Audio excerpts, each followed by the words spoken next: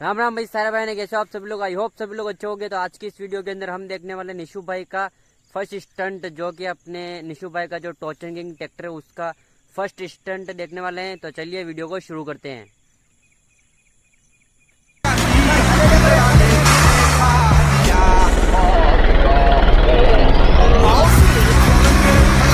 और भाई इस नेक्स्ट क्लिप में निशु भाई ने अपने टॉर्चनिंग ट्रैक्टर को फर्स्ट स्टंट में ही पूरा आगे से खड़ा कर दिया था। और निशु भाई का जो टॉर्चनिंग ट्रैक्टर है उसमें टर्बो वर्बो भी नहीं लगी हुई थी।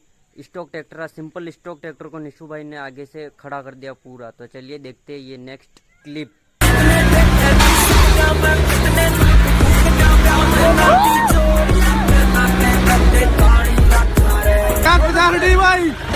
बहुत बढ़िया भाई। आपको ये निशु भाई का स्टंट कैसा लगा कमेंट करके जरूर बताना। तो चलिए मिलता हूँ मैं किसी नई वीडियो के नए टॉपिक के साथ। तब तक के लिए जय सिया राम।